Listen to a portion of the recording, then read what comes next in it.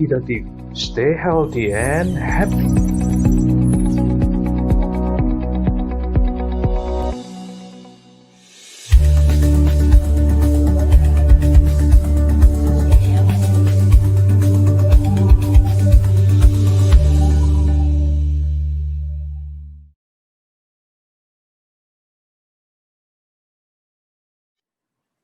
Selamat malam, kerabat desa dan sahabat kota. Kembali lagi kita berjumpa dengan saya, Gaby Fortuna, dalam acara Nuansa Kreasi di RKTV yang akan menemani malam hari Anda selama 1 jam ke depan dengan topik-topik yang unik dan inovatif serta menarik untuk kita bahas.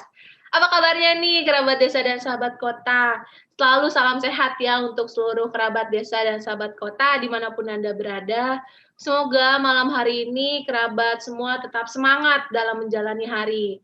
Lalu di beberapa episode yang lalu di Nuansa Kreasi, kita sempat membahas mengenai apa itu hidroponik dan bagaimana cara menanam dengan menggunakan hidroponik. Kerabat desa dan sahabat kota, masih ada yang ingat nggak nih mengenai hidroponik itu apa? Karena Nuansa Kreasi di episode ke-8 malam hari ini akan membahas mengenai topik yang berkaitan juga dengan hidroponik, khususnya tentang bagaimana kita mengubah hobi hidroponik ini menjadi bisnis yang menghasilkan. Dan seperti biasa, sebelum kita memulai perbincangan kita dengan narasumber pada malam hari ini, kita lihat dulu yuk cuplikan yang satu ini.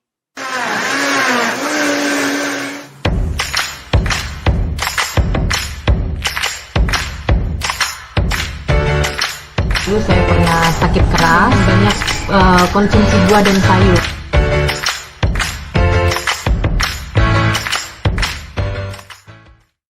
Halo, nama saya Teti Andayani, saya seorang ibu rumah tangga dan juga seorang petani.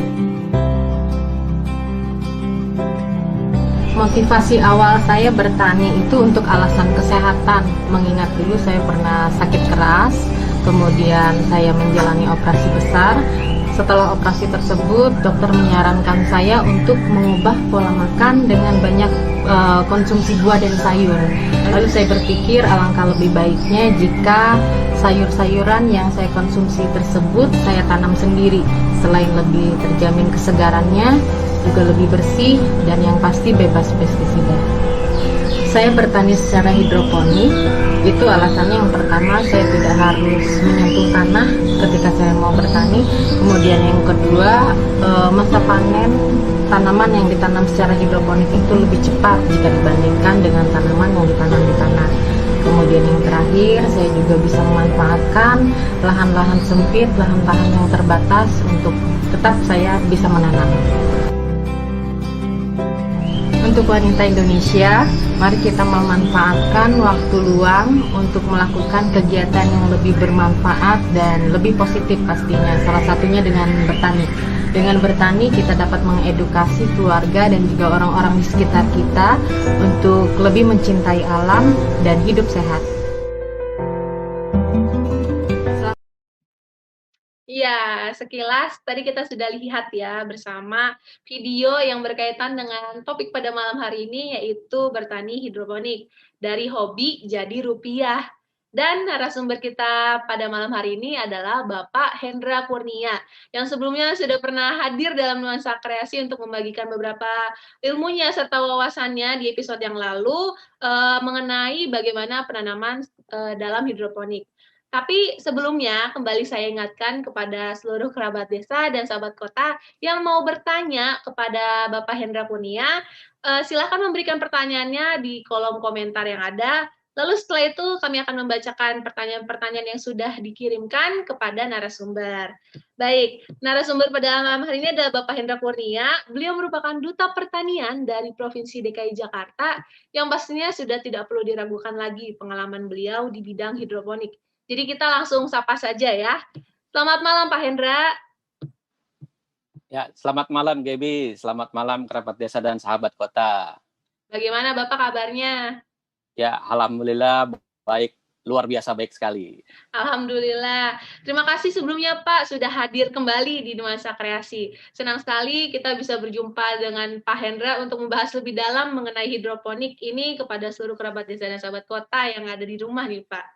Ya. Di episode sebelumnya kan kita membahas mengenai gambaran umum ya Pak, mengenai apa itu hidroponik, apa saja yang diperlukan dalam hidroponik. Tapi untuk topik kali ini khusus membahas mengenai hobi yang bisa menghasilkan. Nah, mungkin bisa dijelaskan Pak, tahapan-tahapan apa sih yang perlu dilakukan oleh kerabat desa dan sahabat kota dalam memulai bisnis dari hidroponik ini?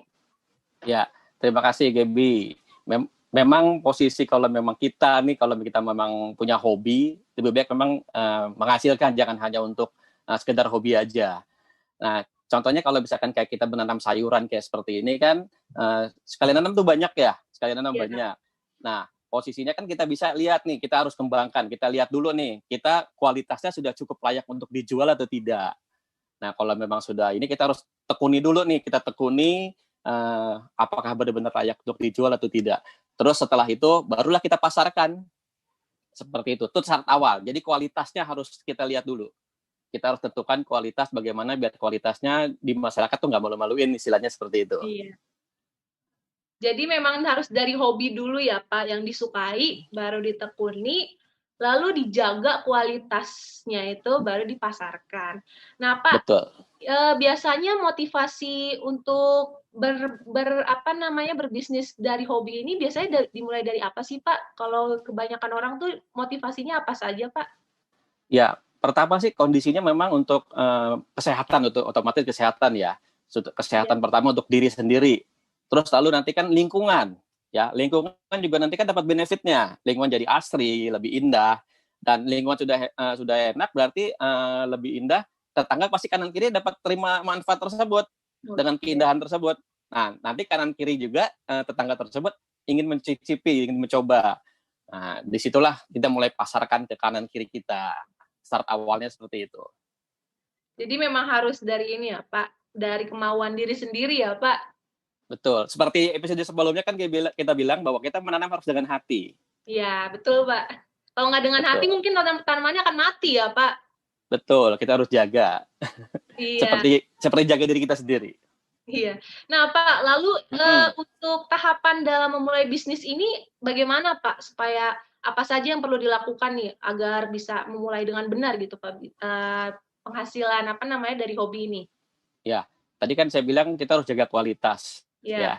Nah, kalau start jaga kualitas kita harus lihat nih, ada 2 tahap sih. Kita mau skala yang sederhana atau skala yang agak sedikit lumayan harus ngeluarin biaya banyak. Oke. Ya biasanya kalau yang pemula-pemula ini kita bisa melakukan dengan barang-barang bekas. Contohnya misalkan menanam di hidroponik dengan yang seperti kemarin yang kita sebutkan dengan botol-botol bekas atau segala macam. Nanti setelah menguntungkan dan banyak, bisa barulah kita naik level beli modul yang lebih elegan ya, lebih bagus dan lebih lebih higienis seperti itu. Berarti memang untuk jaga kualitas itu bisa, kalau dari yang sederhana ini bagaimana Pak? Ya, biasanya harganya itu berapa untuk biaya produksinya? Biaya produksi kan misalkan kalau sederhana, nah gini, kan kalau misalkan sederhana kita juga harus lihat wadahnya ya. Misalkan pakai botol-botol, banyak kan orang biasanya pakai botol-botol air mineral. Itu kan kita juga bisa lihat bahwa air mineral tersebut cuma sekali pakai buang kan, istilahnya seperti itu. Kalau bisa memang wadahnya yang lebih tahan lama, bisa dipakai berkali-kali. Kan juga banyak kan istilahnya. Nah, setelah itu baru biayanya kita tentukan tuh. Misalnya kan kalau itu barang misalkan bekas tadi, paling tinggal beli bibit, beli nutrisi, terus ya kita tinggal perawatan. Tidak perlu, kalau misalkan masih yang pakai botol-botol gitu, tidak perlu dengan air pompa. Cukup dengan aerator atau statis seperti biasa aja. Jadi murah sekali sebenarnya. Murah ya Pak. Jadi sangat bisa dilakukan oleh masyarakat ya Pak. Sangat amat. Betul sekali, Gaby. Iya. Lalu untuk setelah menjaga kualitas ini kan pemasaran ya Pak. Itu bagaimana Pak biasanya tahapannya? Nah, gini, kita harus ada punya 3K nih. Pertama tadi kualitas ya, kita harus jaga kualitas nih. Iya. Ya kan? Setelah kualitas terjaga, namanya kalau di pasaran kita harus punya kuantitas. Oke. Kita harus punya produksi banyak dulu, baru kita pasarkan kan. Nah, setelah pasarnya sudah ada, baru kita ke ketiga adalah continue-nya gimana. Kita harus jaga tuh continue-nya. Jadi tahapan-tahapannya misalkan minggu ini harus kita punya tanaman per seminggu sekali panen atau per 3 hari panen. Nah, itu continue namanya. Seperti itu. Nah, Pak, mungkin ini ya, Pak, tadi kan harus yang kontinuitas ya, Pak. Itu tanaman yang biasanya digunakan agar bisa panennya itu cepat, menghasilkan itu apa aja, Pak, tanamannya? Nah, biasanya kan kalau kita nanam jenis sayur daun ya, seperti kangkung, sawi, selada, atau yang seperti itu, namanya sayur daun tuh umurnya pendek. Oke. Contohnya kangkung aja cuma 18 hari sudah panen. Jadi kita bisa jaga tuh setiap, kalau 18 hari kita misalkan kalau mau seminggu atau per 18 hari juga boleh. Kita bertahap. Kalau misalkan kangkung 20 hari atau 25 hari, seperti itu. Sawi maksudnya ya. Sawi Yang ya. kedua sawi. Jadi Kalau kita harus tahu. silakan, Pak. Jadi kita harus tahu tahapan, misalkan umurnya kangkung berapa hari, umurnya sawi berapa hari, umurnya selada berapa. Rata-rata tuh di bawah sebulan. Di bawah sebulan. Rata-rata panennya di bawah sebulan. Jadi kan kita Itu bisa untuk ukur semua nih. tanaman ya, Pak? Semua tanaman sayur daun. Sayur. Ya. Baik, Pak. Lalu mungkin tahapan dalam menanam ini beberapa kerabat desa dan sahabat kota ada yang sedikit lupa ingat nih, Pak. Mungkin boleh diingatkan kembali nih, Pak. Tahapan menanamnya ini yang baik itu seperti apa? Ya, biasanya kalau di hidroponik pertama adalah tadi wadahnya dulu kita siapkan ya. Setelah wadahnya kita siapkan, udah steril segala macam. Tahap pertama adalah penyemaian. Masih ingat ya penyemaian? Nah, setelah disemai, terus gimana cara menyemai? Setelah habis menyemai, sekitar umur 5 hari kemudian atau tumbuh 4 daun. Biasanya kalau pertama kan 2 daun pertama. Terus berikutnya 2 daun berikutnya adalah itu daun sejati. Nah, setelah keluar 2 daun sejati atau daun aslinya, itulah baru dipindah tanam ke modul yang lebih besar, di tempat dari penyemaian ke modulnya, atau ke ember-ember atau ke paralon-paralon seperti itu. Nah, setelah itu baru kita jaga untuk tahapan nutrisinya. Harus sesuai dengan kebutuhan si sayuran tersebut. Sebab kan seperti kemarin saya bilang bahwa setiap tanaman nutrisinya beda-beda kebutuhannya. Seperti itu. Lalu Pak, untuk menjaga kualitas tanamannya ini, pastinya kan wadahnya itu perlu melihat juga wadah yang baik itu seperti apa ya Pak. Nah, agar pertumbuhannya ini sempurna, wadah yang cocok itu seperti apa Pak untuk bisnis dalam hidroponik ini? Ya, contohnya kalau misalkan di dalam paralon ya, kalau dalam paralon kan hidroponik identik dengan paralon ya. Iya. Nah, paralon yang tersebut juga kita ada 2 jenis paralon loh, jangan salah. Pertama, paralon yang untuk saluran kotoran sama saluran air minum. Gitu. Karena kalau saluran kotoran kan istilahnya dia tuh memang untuk kotoran, bukan untuk ini. Kalau dia hidroponik kan perlu matahari dan perlu nutrisi. Biasanya kalau yang pipa saluran tersebut apabila dikena matahari dia akan memuai, mengeluarkan pori-porinya itu ada zat plastiknya yang nanti akan terkontaminasi dengan akar disedot. Nah, itu berbahaya. Nah, biasanya kalau pipa yang air saluran minum, dia biasanya ada plastik UV-nya di dalam. Jadi apabila dia kena sinar matahari dan nutrisi, dia aman, tidak terprotek itunya dengan si UV tersebut, lapisan UV tersebut. Seperti itu untuk jaga kualitas pertama. Kualitas kedua jangan lupa, matahari harus ada. Jadi tanaman tersebut harus kena matahari. Kalau bisa dari pagi sampai sore. Seperti itu, Gaby. Jadi untuk kerabat desa dan sahabat kota yang mau menanam di pipa paralon hidroponik ini harus di pipa paralon yang versi untuk ini ya Pak, untuk air minum ya berarti ya? Ya, lebih baik. Ya, lebih baik. Supaya tidak menimbulkan timbal atau racun ya, agar tanamannya itu bisa bisa menghasilkan kualitas yang baik. Lalu untuk lokasi yang baik itu di mana Pak agar kena matahari? Kan biasanya nih di rumah-rumah itu sempit ya Pak lahannya. Nah, itu lebih baik di mana tuh Pak kalau misalnya rumah yang sempit atau lahan yang sempit? Ya, memang kan identik kalau menanam sayuran atau menanam pohon itu harus kena matahari. Jadi harus disiasatin. Kalau misalkan walaupun sekecil apapun tapi kalau kena matahari itu aman untuk menanam. Minimal istilah kata 2 sampai 4 jam aja sudah kena matahari udah cukup maksimal kalau untuk Jakarta. Iya. Kalau memang idealnya dari pagi sampai sore ya, tapi kalau untuk Jakarta aja untuk cukup standar kualitas yang bagus itu 4 jam aja sebenarnya udah cukup. Oke, Pak. Lalu untuk pemupukannya gimana nih, Pak? Pupuk yang baik untuk supaya hemat biaya produksi tapi bisa menghasilkan juga, Pak, bisa menjadikan tanamannya ini hasilnya baik gitu, Pak. Itu biasanya menggunakan bahan-bahan yang gimana, Pak, pupuknya?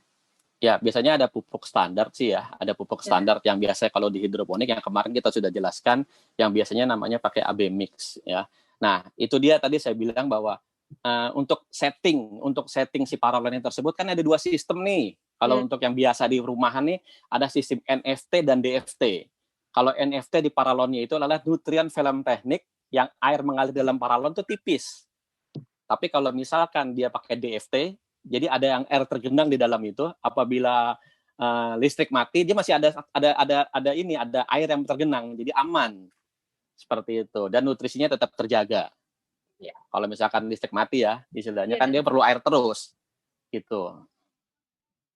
Lalu kalau untuk biaya listriknya itu biasanya menggunakan biayanya kisarannya berapa, Pak? Ya, biasanya menggunakan NFT tadi ya, Pak, yang air tergenang itu. NFT atau DFT listriknya pompanya tuh biasanya satu modul ya, kita sebut satu modul itu. Satu modul ya, Pak? Ya, satu modul biasanya satu rak, ada yang 25 lubang, ada yang 60 lubang, ada yang 100 lubang, macam-macam.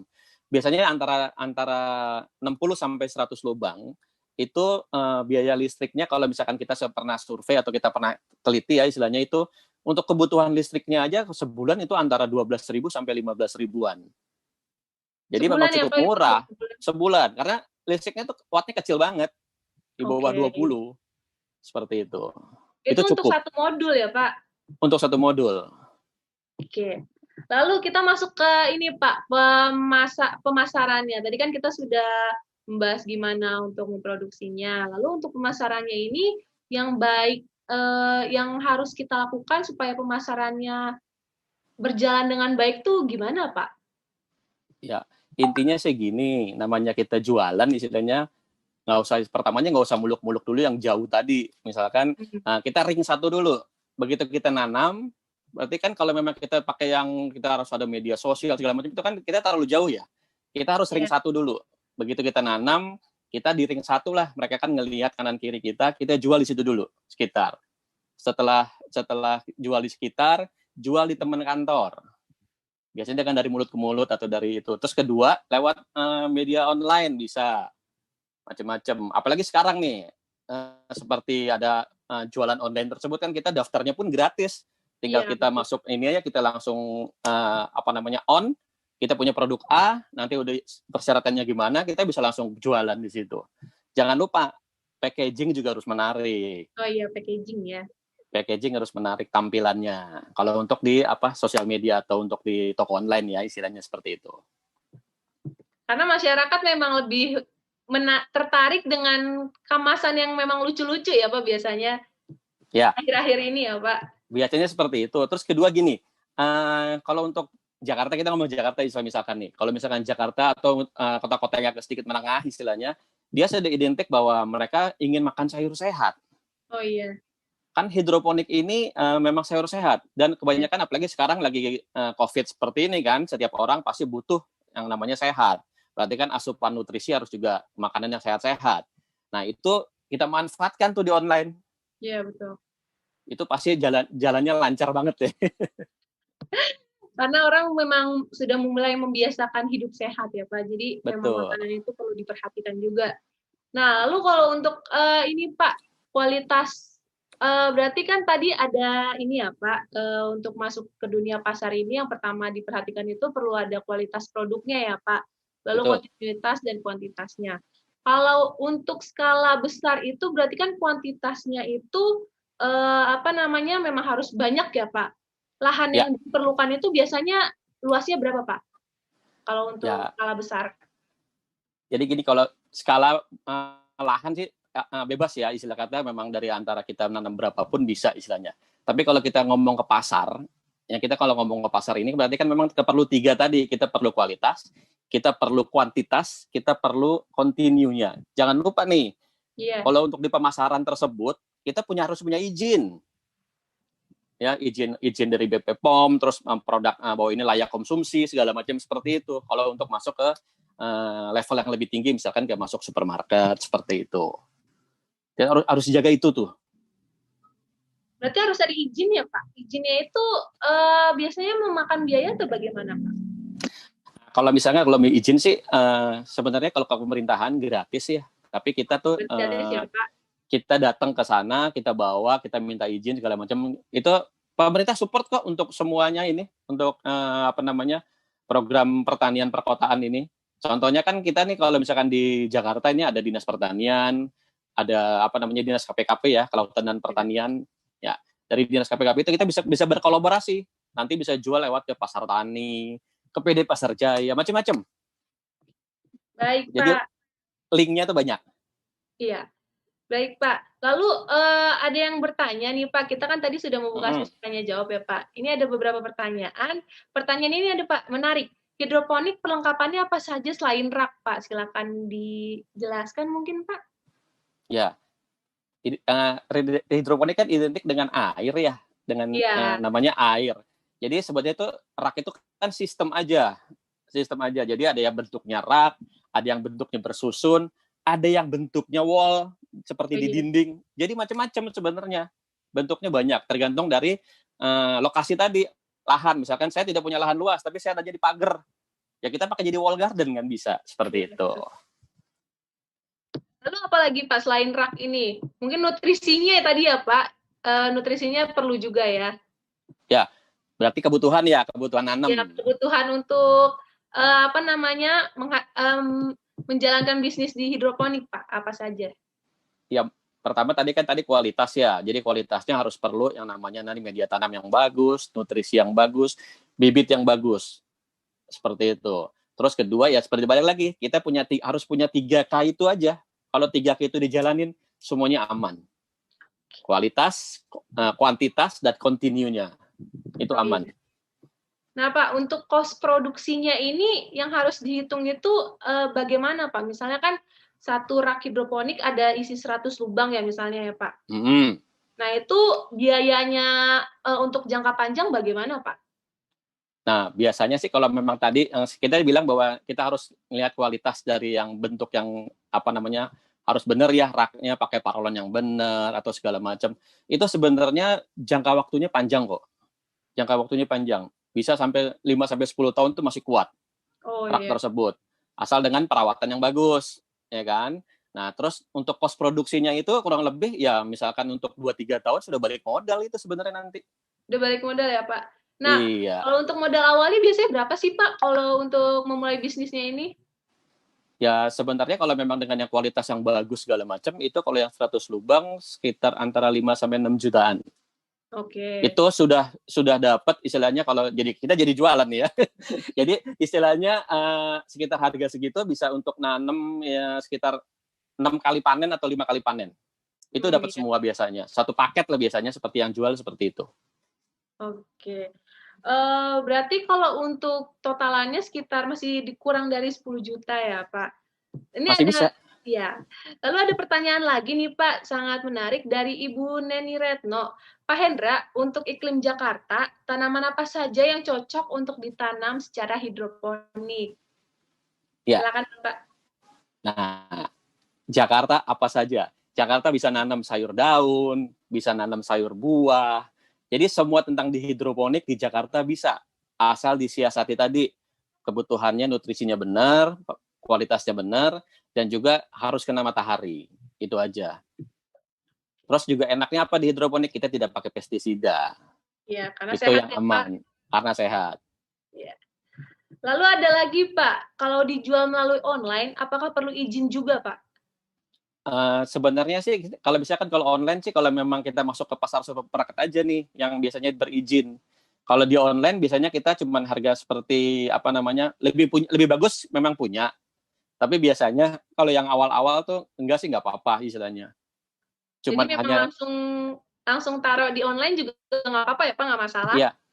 Kalau bisa memang dia harus terdaftar di seperti UKM-nya Dinas Pertanian. Jadi aman, jadi ada yang mengcover dia. Oke, ya Pak. Ini ada pertanyaan lagi nih Pak. perkiraan keuntungan bersih dalam 1 kilogram selada misalnya itu berapa Pak? Bisa dihitung nggak Pak? Silakan Ya. Pak. Gini, kan tadi ada kebutuhan bibit, kebutuhan media tanam, kebutuhan nutrisi ya. Nah, biasanya kalau sudah ini di luar modul ya, di luar modul itunya kan modul bisa dihitungnya jangka panjang, tapi bisa dihitung ke depannya ke depan bisa ditarik ke depan bisa dihitung sebenarnya. Nah, kalau untuk itu biasanya kalau untuk rak 100 lubang itu bisa berkali-kali nanam, biasanya untuk modal 100.000 aja keuntungannya bisa 200-300%. 2 sampai 3 kali lipat ya Pak? Ya, misalkan kita jualnya ya modalnya 100.000 misalkan ya, itu bisa dijualnya bisa sampai 200.000 atau 300.000. Itu dalam jangka waktu berapa Pak? Sebulan ya? 25 hari. Oh, 25 hari. Setelah masa panen ya? Iya, selama masa panen. Iya, baik Pak. Tapi gini, satu syarat dulu sebentar sebelum syarat. Nah, biasanya kalau kita mau nanam nih, kita jangan nanam dulu baru kita cari pasaran. Biasanya seperti itu. Kita cari pasar dulu. Kira-kira nih kira-kira pasar butuhnya yang mana nih? Baru kita tanam. Jadi kita nggak rugi di pasar juga ya, Pak? Biasanya sih kalau memang untuk lingkungan, biasanya tetangga kanan kiri, nanam ini dong, nanam pakcoy misalkan. Ya udah kita tanam tuh. Mereka udah mesen tuh secara nggak langsung mereka udah mesen. Seperti request itu. Ya, Pak? Request, betul. Iya, by request biasanya orang-orang menyebutnya sekarang. Lalu ini Pak, ada pertanyaan lagi. Ada semprotan hama atau pupuk tanaman nggak Pak, agar bisa segar dan gemuk? Silakan Pak. Ya, gini, di hidroponik kan otomatis tadi medianya air. Airnya bernutrisi. Nah, apabila di Jakarta kan memang cukup otomatis drastis banget panasnya, kadang-kadang bisa sampai 36 ya. Sedangkan kebutuhan tanaman di itu cuma sampai 32, 33, sebenarnya masih segar. Di atas itu kadang-kadang kalau memang atapnya terlalu panas, dia akan layu. Oh, iya. Layunya itu bukannya layu ini ya, jadi seperti kepanasan lah. Nah, sebenarnya kan tanaman itu tersebut butuh kelembapan. Nah, itulah. Kalau melebihi dari itu dia butuh kelembapan, jadi butuh disemprot. Tapi tidak perlu dengan disemprot nutrisi. Cukup dengan air aja dia sudah bagus, karena nutrisinya adalah di dalam paralon tersebut. Gitu. Jadi tidak ada tambahan asupan nutrisi lagi. Baik, Pak. Lalu ada lagi, Pak, selain BPOM, apa harus ada label halal? Karena kan tadi ada izin dari BPOM juga ya, Pak. Ya, biasanya tuh mereka berbarengan. Mau berbarengan? Biasanya berbarengan izinnya itu. Kalau kita urus di Dinas Pertanian itu berbarengan. Baik, Pak. Lalu ini, Pak Hendra buka kursus untuk bisnis ini nggak, Pak? Ada pertanyaan nih dari salah satu kerabat desa dan sahabat kota. Nah, kebetulan kan di tempat saya tuh ada namanya Rumah Tani Harmani. Nah, itu memang pusat edukasi pertanian dan pengelolaan limbah ramah lingkungan. Jadi di situ memang kita selalu hampir tiap hari ada pelatihan, ada segala macam, tapi semuanya on schedule karena penuh. Jadi kalau memang nanti kerabat desa atau sahabat kota ingin yang ini, bisa tolong dikasih nomor teleponnya aja untuk janjian atau gimana. Oke, berarti memang dibuka ya Pak kursus biar dibuka untuk bisnis ini. Karena Betul. Ada beberapa kerabat desa dan sahabat kota juga nih Pak yang tanya-tanya, ini kursus ini bagaimana sih? Apa ada yang buka? Nah, ini berarti jawabannya ada di sini nih, kerabat desa dan sahabat kota. Lalu ada lagi nih Pak pertanyaan mengenai masalah air nih Pak Hendra. Di lingkungan rumah saya airnya mengandung mangan, besi. Apakah bisa untuk menyiram tanaman tersebut? Berbahaya nggak Pak? Dan berbahaya nggak Pak untuk tanaman? Silakan Pak. Nah, gini, di hidroponik tadi kan di episode sebelumnya kita bahwa di hidroponik membutuhkan air tapi harus diukur. Pertama diukur dengan TDS. Dengan alat TDS adalah mengukur zat yang terlalu dalam air. Biasanya kalau memang TDS untuk air sumur atau segala air tanah ya istilahnya, itu kalau di bawah 150 atau di bawah 200 masih layak untuk dipakai. Untuk tinggal tambahin nutrisinya aja. Tapi kalau di atas 300 lebih baik diganti atau disaring dulu nih, kayak difilter dulu baru nanti diukur lagi kalau memang tentang zat besinya segala macam rendah, itu baru bisa digunakan.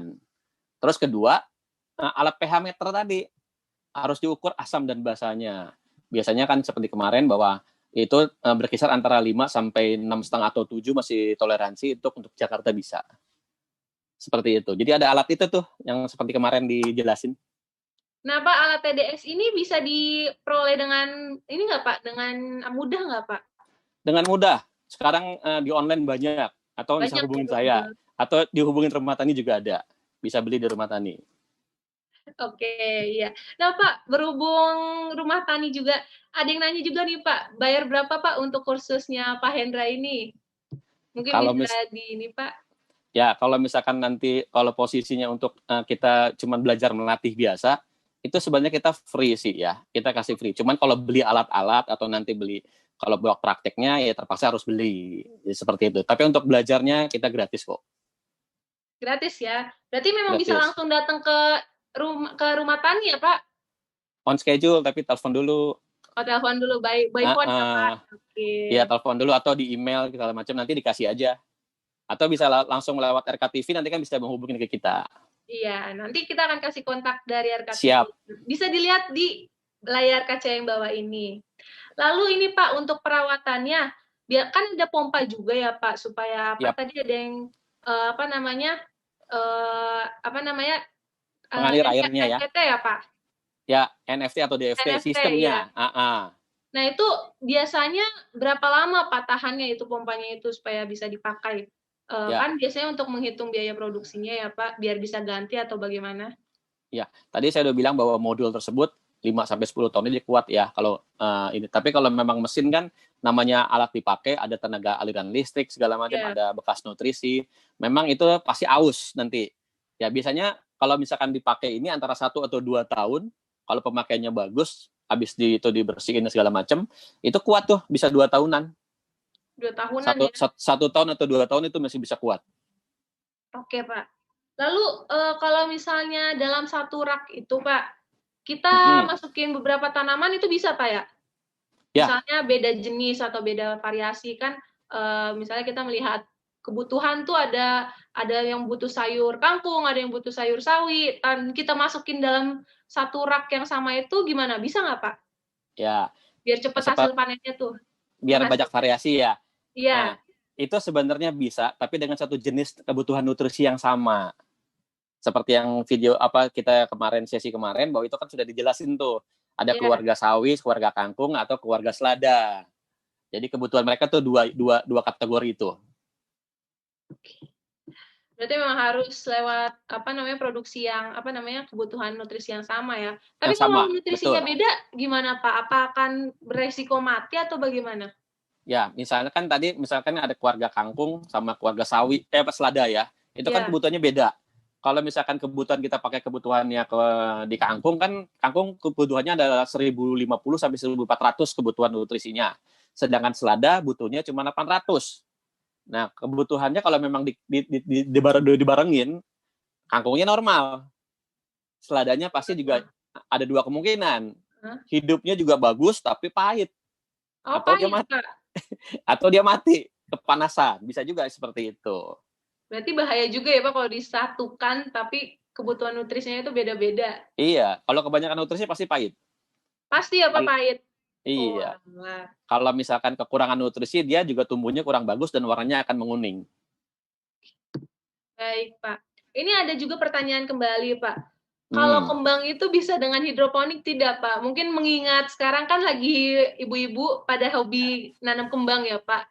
Nah itu bisa dipakai dengan hidroponik nggak Pak? Jadi ya tidak semua juga sih kembang-kembangnya yang bisa pakai hidroponik. Contohnya kayak anggrek tuh nggak bisa atau gimana ya. Tapi ada juga yang bisa. Kalau misalkan seperti bunga aster yang tumbuhnya musiman gitu, yang cuman sekali bunga langsung ini tuh bisa sebenarnya. Tapi kan mereka tuh tumbuhnya besar-besar dan tinggi-tinggi. Nah resikonya dia kalau kena tertimpa angin ya goyang, nanti pegangannya kagak kuat. Oh iya. Karena kan satu lubangnya itu kan kecil-kecil semua. Istilahnya bisa disiasati dengan ember-ember, cuman nanti akan memakan tempat. Seperti itu. Sebenarnya bisa, cuman lebih repot untuk mensiasatinya. Berarti memang lebih baik tanaman sayuran ya Pak kalau untuk hidroponik ini. Ya, kedua, kalau misalkan nanti di tanaman biasa, nutrisinya jadi jatuhnya kemahalan, sayang. Iya. Seperti itu. Biaya lebih ya Pak produksinya. Iya, cost-nya nanti lebih tinggi, lebih bagus untuk sayur. Seperti itu. Kebutuhan bunga kan ppm-nya tinggi tuh. Iya. Seperti itu. Lalu ada pertanyaan lagi nih Pak dari Pak EDB. Pak, mohon info, sebelum kita terjun ke bisnis sayur, berapa lama saya belajar bertani hidroponik? Atau seperti apa standar kemampuan tani hidroponik ini supaya kita bisa bisnis supaya berhasil dan tidak merugi? Mungkin bisa dijawab, Pak, silakan. Ya, kalau misalkan awalnya berbisnis, kita sebenarnya hidroponik sebenarnya sangat amat mudah. Sangat amat mudah. Yang penting kita tahu tahapannya. Tahapannya gimana cara menyemai, tahapannya gimana aliran air itu. Sebenarnya kalau sudah pindah tanam, yang kita kontrol cuma air doang dengan nutrisinya. Kan kalau kita hidroponik itu sebenarnya yang kita rawat adalah kita jaga akar. Tadi kemarin kita udah bilang bahwa itu jaga akar. Kalau akarnya asupan nutrisinya bagus, otomatis daun akan sempurna, akan maksimal. Seperti itu. Jadi gampang sebenarnya asal tahu tahapan dari A sampai Z. Sorry ininya jatuh. Iya. Nggak apa-apa, Pak, nggak apa-apa. Lalu, Pak, kalau tadi kan kita sudah bahas ya, Pak, keuntungan-keuntungan dari berbisnis ini apa saja. Nah, resiko yang bisa terjadi ketika berbisnis hidroponik ini apa, Pak? Mungkin bisa dijelaskan, Pak. Sorry, suaranya nggak tadi terputus gimana, Gaby? Iya, jadi tadi kan kita sudah membahas mengenai ini ya, Pak, keuntungan-keuntungan apa saja yang bisa didapat dari berbisnis hidroponik. Tapi kalau resiko yang bisa terjadi itu apa saja, Pak, dalam berbisnis hidroponik ini? Ya, resikonya sebenarnya ada, cuman nggak terlalu banyak ya. Pertama adalah sebenarnya tadi tentang matahari dari cuaca kan juga mendukung sekali. Terus kedua, memang hama juga memang pasti ada. Kalau kita tidak teliti, dia akan datang. Sayur sehat ini kan memang jangankan kita yang suka, binatang juga suka istilahnya, ya kan? Nah, terus nanti posisi yang ketiga adalah dari diri kita sendiri. Biasanya resikonya nih mungkin yang pertama-tama mereka senang nih. Mereka senang nanam segala macam, tapi nanti akan ada kejenuhan dan kebosanan. Itu harus dijaga dari diri kita sendiri. Jadi seperti baik dari awal bahwa bertani itu harus dengan hati. Nah, Pak, mungkin bisa diberikan tips, Pak, untuk kerabat desa dan sahabat kota, bagaimana menjaga motivasi itu supaya berlangsung lama, Pak. Supaya tidak hanya sebentar-sebentar saja, terus hilang, terus muncul lagi, hilang lagi. Nah, itu gimana, Pak? Ya, kalau memang udah ngomong dengan hati sih memang agak sulit ya. Jadi memang harus mencintai dulu. Kita mencintai tentang sayuran tersebut. Pertama cintai diri sendiri dulu ya. Setelah terus cintai dengan lingkungan. Jadi kebutuhan lingkungan. Lihat nanti lingkungan lebih indah. Terus juga dengan sayuran indah loh. Tanaman itu dengan sayuran aja indah. Terus juga nanti setelah itu bisa berbagi ke tetangga kanan kiri. Dengan mereka membeli sayuran kita juga itu adalah suatu kenikmatan tersendiri. Bahwa nanti hasilnya dimanfaatkan oleh tetangga kanan kiri kita. Seperti itu. Luar biasa ya, Pak. Lalu kita akan beralih lagi, ada pertanyaan lagi nih, Pak. Pak, kan biasanya menyuburkan media tanam ada yang disiram atau airnya itu pakai micin. Itu bisa nggak, Pak, untuk menghasilkan tanaman yang baik? Silakan, Pak. Gini, biasanya kalau di micin atau penyedap rasa itu kan ya, penyedap rasa itu sebenarnya tuh produksi pabrik itu adalah sebenarnya urea juga. Kalau kita teliti kandungan dalamnya itu sama seperti urea. Jadi memang kalau untuk dimasak, micin itu untuk masak, jadi memang produksinya untuk konsumsi.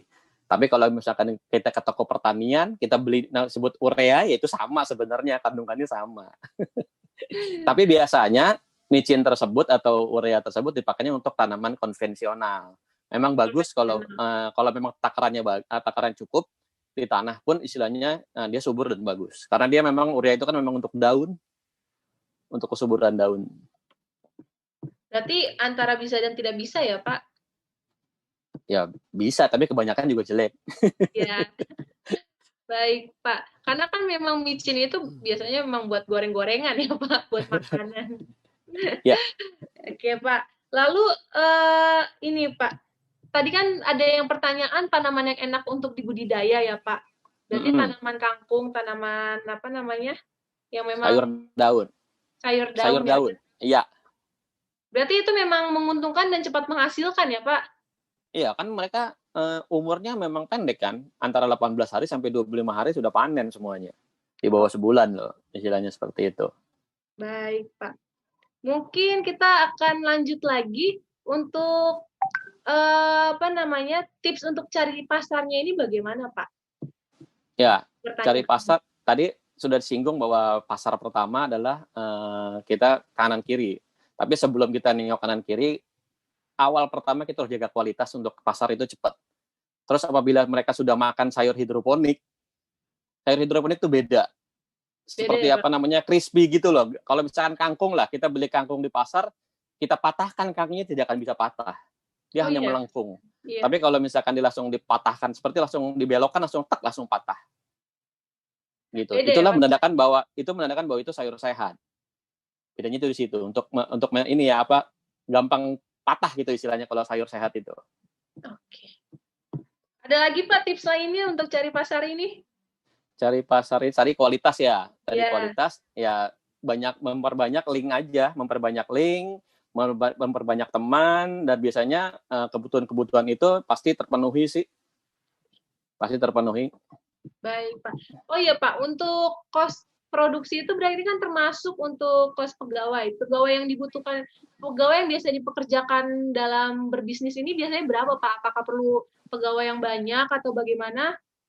Ya, kan tergantung dari luasnya juga nih, Gaby nih. Nah, itu bisa dijelaskan mungkin, Pak?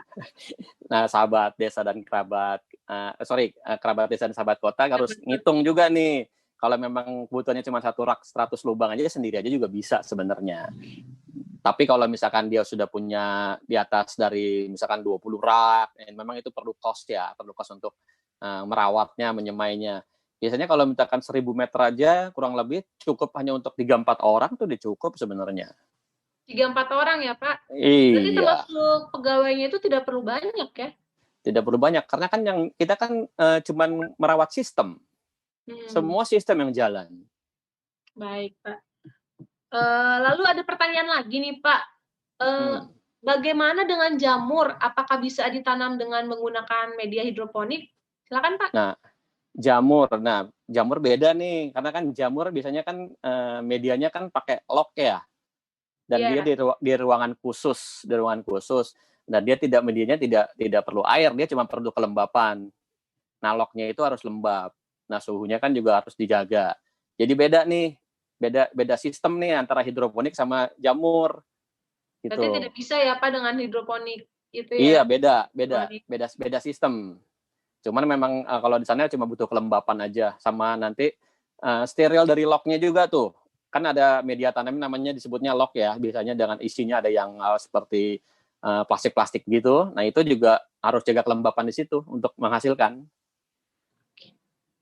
Berarti kalau hidroponik ini kan kita menggunakan media air. Kalau jamur itu memang kelembapan yang dijaga, jadi memang sangat bertentangan dengan prinsip hidroponik ya, Pak? Iya. Dan di jamur tersebut juga agak sedikit aneh nih. Locknya juga harus steril. Jadi waktu saat media tanam itu dia perlu dimasak loh. Oh, perlu dimasak, Pak? Iya, dikukus dulu, nanti ada campurannya dari medianya tuh, terus dikukus dengan suhu tertentu, baru dimasukkan ke dalam rumah kelembapan. Oke. Jadi kalau nggak steril, dia jamurnya numbuhnya bukan jamur yang buat kita konsumsi, malah jamur racun. Jadi benar-benar harus steril dulu. Berbahaya, Pak. Seperti itu. Iya. Baik. Ini ada pertanyaan lagi dari Pak Susmono, Pak. Beliau bertanya, apakah ada buku yang bagus untuk belajar hidroponik? Silakan, Pak. Ya, kalau buku sebenarnya banyak tentang manfaat belajar pertama dengan hidroponik, atau nggak usah beli buku lah. Sekarang kan di Google sini sudah banyak, ada YouTube, ada ini, tinggal klik Mbah Google itu sebenarnya udah ada semua tuh. Banyak sekali tentang informasi tentang hidroponik saat ini. Beda dengan tahun-tahun di bawah 2000 ya, itu agak sulit. Sekarang sudah menjamur istilahnya tentang hidroponik, udah banyak yang tahu. Dan gampang, mudah untuk buku-buku di toko-toko buku banyak. Baik. Bisa diperoleh dari mana saja berarti ya Pak, untuk betul sekali. Lebih mudah diperoleh infonya. Ada dari Bu Neni Retno kembali Pak, beliau bertanya, ada jenis sayur yang mahal dan ada yang lebih murah. Kalau dari ongkos produksi, apakah sama Pak? Misalnya antara kangkung dan selada? Silakan Pak. Ya, itu dia nih. Kadang-kadang kita nih harus lihat nanti untuk menutupi cepat cost produksi itu, untuk yang sampai yang jangka panjangnya ini tertutupi, memang kita harus cari pasar dulu nih, cari pasar. Kalau kangkung memang cost produksinya murah. Ya. Nah, terus juga kalau misalkan selada juga banyak jenisnya. Ada yang dari red biasa selada keriting, ada sampai yang green romance segala macam kelas-kelas, ada butterhead. Itu sebenarnya secara sistemnya semua sama. Sistem sama ya. Sistem sama dan biaya beli untuk produksinya sebenarnya cuma beda tipis. Tapi harga jualnya yang beda. Tapi ada kesulitan. Biasanya kalau yang agak sedikit yang mahal-mahal, kelasnya kita jualnya harus menengah ke atas. Oh iya. Pasarnya itu ada kelasnya. Tapi kalau misalkan kita cuman pakcoy atau kangkung itu umum. Nah, itu banyak. Walaupun lebih rendah harga jualnya, tapi cepat jualnya. Jadi pasarnya dari level yang bawah sampai level atas butuh kangkung, istilahnya seperti itu. Tapi kalau yang level bawah tidak perlu green romance. Dia cuma butuh selada keriting doang, biasanya seperti itu. Oke. Berarti memang dilihat dari kuantitas juga ya, Pak. Kalau memang harganya lebih murah, kuantitas yang banyak itu bisa menghasilkan bisa mengembalikan modal awal juga ya, Pak? Betul, lebih cepat sih. Tapi seperti tadi yang saya bilang, kita harus lihat dulu pasarnya nih. Kalau pasarnya memang dapat yang agak lebih mahal, alhamdulillah istilahnya. Kita tanam yang mahal-mahal aja biar dapat cost produksinya banyak. Oke. Itu tips untuk kerabat desa dan sahabat kota nih. Iya. Lalu Pak, ada pertanyaan kembali. Kalau untuk 200 meter persegi, kalau pakai sistem rak, boleh dibantu nggak Pak ilustrasi perhitungan bisnisnya bagaimana? Boleh. Kayaknya tapi panjang tuh. Tapi biasanya kan kita bisa dihitung ya kalau misalkan untuk 100 lubang aja itu kurang lebih 1 kali 2 meter. Berarti kalau 200 meter persegi butuhnya bukannya 20 rak, dia butuhnya kurang lebih cuman hasilnya sekitar 15 rak. Karena nanti ada rongga untuk jalan, rongga untuk produksi, rongga untuk menanam segala macam. Seperti itu. Jadi istilahnya harus ada itunya, bisa dihitung tadi misalkan satu rak tadi antara 5 sampai 6 juta ya untuk 5 kali panen. Kalau misalkan butuh raknya 15 tinggal dihitung aja nanti. Seperti itu. Sudah terjawab kan istilahnya sebenarnya ya. 5 sampai 6 juta itu untuk satu rak ya, Pak? Satu modul yang kurang lebih 100 lubang. Satu modul 100 lubang, oke. Baik, karena yang bertanya ini beliau tertarik dengan sistem rak yang ada di background videonya Pak Hendra nih, Pak. Iya, kebetulan memang itu produksi saya. Nah, ya bisa diceritakan nggak nih, Pak? Ya, itu memang satu modul itu panjangnya 2 meter. Itu adalah lubangnya ada 102 lubang. Itu 6 susun satunya sekitar 14 lubangan lah. Istilahnya seperti itu. Oke. Iya, baik. Jadi kalau berbisnis hidroponik ini selain murah, berarti memang bisa menghasilkan lumayan banyak ya, Pak? Lumayan banyak. Iya. Nah, satu contoh lagi nih. Contohnya di belakang saya nih ada satu sawi ya, bisa dilihat ada satu sawi, itu satu rak itu sawi. Itu namanya sawi samhong. Sawi samhong ini 500 gram, harganya itu 20.000.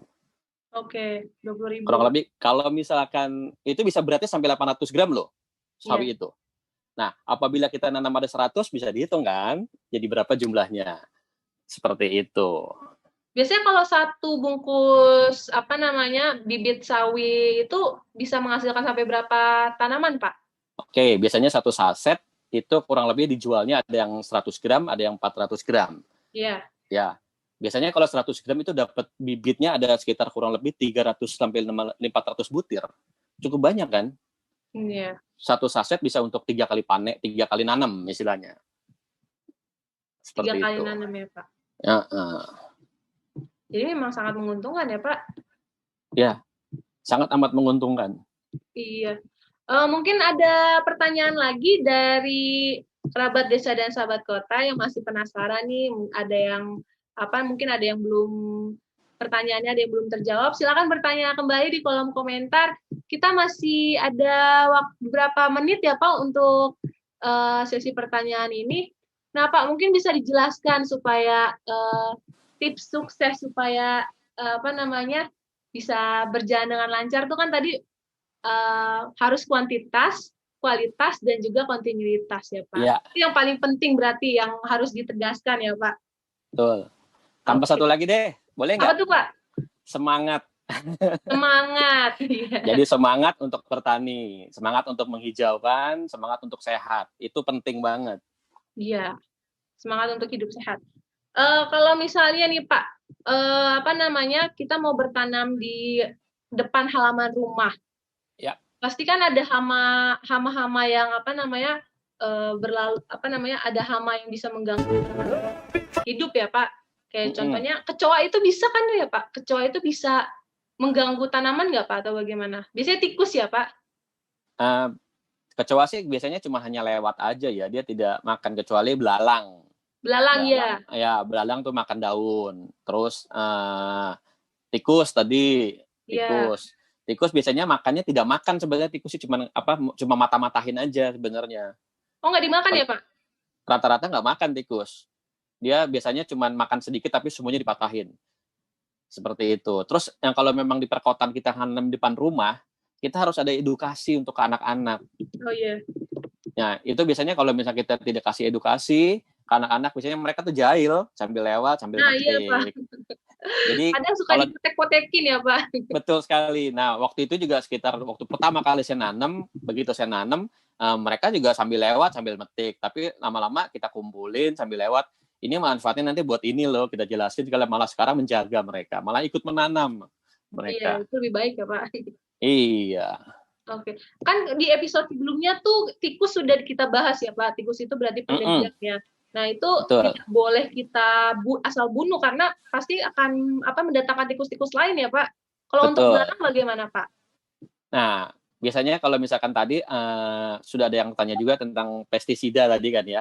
Kalau pestisida itu biasanya kita juga tidak boleh yang pakai yang kimia. Kalau untuk yang di rumahan tuh sebenarnya bisa dengan pestisida nabati. Itu bisa juga dengan air bawang putih. Bawang putih. Air bawang putih, jadi bawang putih ditumbuk kurang lebih 3 buah ditambah 1 liter air, nanti disaring baru disemprotkan.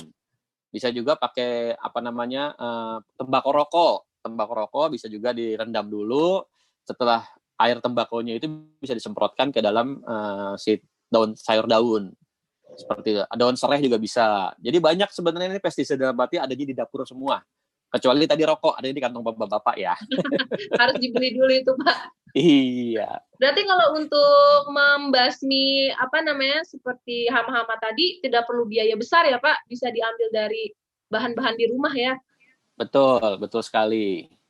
Oke, lalu ini Pak, tadi kan sudah dijelaskan mengenai pendapatan dari dari hasil panennya. Itu bisa 2 sampai 3 kali lipat. Nah, kalau untuk income saya itu pasti beda dengan keuntungannya ya Pak. Kalau keuntungannya itu sendiri berapa Pak? Biasanya bisa didapat. Tadi kan biasanya kan saya bilang bahwa itu dari 200% itu sebenarnya udah mencakupi semua. Sudah misalkan tadi modal 100 dapat 300, kita sudah dapat keuntungan 200 dibalik dengan keuntungan tadi modal. Ini udah bersih nih yang 200-nya itu. Oke, udah bersih ya, Pak. Udah bersih biasanya seperti itu. Itu tinggal dikalikan berapa berapa hasil panennya ya, Pak? Betul, tapi jangan lupa untuk jaga kualitas berikutnya. Itu ada tahapan untuk membersihkan modulnya segala macam biar nanti berikutnya biar maksimal kembali. Nah, itu bagaimana tuh, Pak? Ya, jadi setiap habis panen jangan langsung istilahnya ini kita harus bersihkan dulu sedikit. Biasanya kan mereka tetap ada lumut, ada segala macam. Yeah. Nah, kembali lagi tadi dengan modul yang bagus sama yang tidak bagus. Kalau misalkan kita pakai saluran yang air minum, cara ngebersihinnya gampang karena dia ada plastik UV tadi, tinggal disemprot atau digosok sedikit hilang. Tapi biasanya kalau yang pakai saluran yang tidak baik, itu gosoknya agak lama karena nempel dia di pori-porinya seperti itu. Kalau untuk biaya pembersihannya itu berapa ya Pak kira-kira? Biasanya habis panen itu sambil bersihin net pot segala macam itu nggak perlu biaya sih, langsung aja. Nanti kan setelah nanti itu langsung diproses di saat habis panen. Oke. Baik Pak. Lalu ada pertanyaan lagi nih Pak. Biasanya kan ada tanaman rambat di halaman rumah atau di depan rumah. Kalau digunakan dengan hidroponik bisa nggak Pak? Mungkin yang dimaksud tuh tanaman Lee Kuan Yew ya Pak, yang tanaman rambat atau tanaman dolar ya? Iya, kalau tanaman dolar lain lagi tuh. Itu bisa digunakan dengan hidroponik Pak? Ya sebenarnya tadi kalau contohnya kayak tanaman rambat seperti itu ya bisa sebenarnya, cuma kan kita akan capek untuk tiap berapa kali ininya, berapa kali nutrisinya juga lebih tinggi, lebih banyak gitu loh. Memang manfaatnya lebih baik di sayuran karena nanti cost-nya akan lebih tinggi untuk mereka. Dan kedua kan mereka tidak akan balik income ke kita. Cuman hiasan segala macam. Nah, kalau sayuran kan selain keindahan tapi ada balik untuk manfaatnya ke kita juga. Seperti itu. Ini luar biasa sekali ya Pak topik pada malam hari ini. Tapi sayang sekali sudah nggak kerasa ya kerabat desa dan sahabat kota, kita sudah berada di penghujung acara.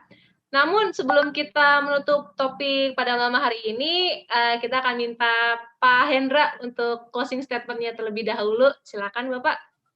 Ya, untuk kerabat desa dan sahabat kota, jangan takut untuk bertani, jangan takut untuk mahal segala macam cost-nya. Semua bisa disiasati, asal satu, dengan kemauan, kegigihan, dan keikhlasan kita menanam untuk kita sendiri, untuk tetangga kita, untuk lingkungan kita. Semua pasti berhasil. Tetap semangat. Terima kasih, Gaby. Iya, tetap semangat yang penting ya kerabat desa dan sahabat kota. Apalagi saat-saat seperti ini memang semangat itu yang diperlukan supaya kita bisa meraih yang lebih lagi untuk kedepannya. Baik, terima kasih sebelumnya Pak Hendra untuk wawasan yang sangat bermanfaat ini untuk kita semua. Kita berharap topik yang kita bawakan pada malam hari ini bisa berguna dan bermanfaat ya untuk kerabat desa dan sahabat kota semua, untuk terus berinovasi dan juga menghasilkan karya yang dapat berguna bagi masyarakat Indonesia. Baik kerabat desa dan sahabat kota, sekian mengenai pembahasan kita pada malam hari ini mengenai hidroponik hobi menjadi rupiah. Jika ada pertanyaan dan saran, dapat menghubungi kami di nomor 0811-1218-195 atau ke alamat email kami rumahkita84@gmail.com. Serta kalau kerabat desa dan sahabat kota semua ingin melihat tayangan-tayangan yang sudah ada, silakan lihat di channel YouTube kami, Rumah Kita TV, dan cari Nuansa Kreasi. Akhir kata, saya Gaby Fortuna, pamit undur diri. Jangan lupa nantikan terus Nuansa Kreasi yang selalu hadir setiap hari Senin pukul 7:30 malam waktu Indonesia bagian Barat, hanya di channel YouTube RK TV. Salam sehat dan selamat malam. Lebih baik di sini. Rumah kita sendiri. Segala nikmat dan anugerah yang kuasa, semuanya ada di sini. Lebih baik di sini. Oh, rumah kita sendiri. Segala nikmat dan anugerah yang kuasa,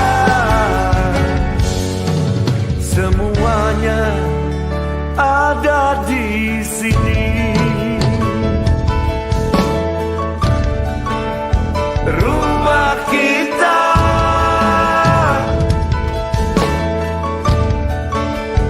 ada di sini.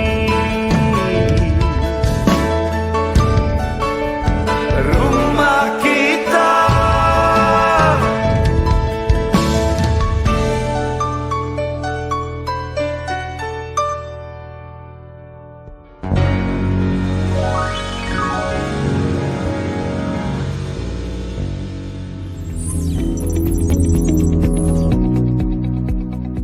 Rumah Kita TV. Stay healthy and happy.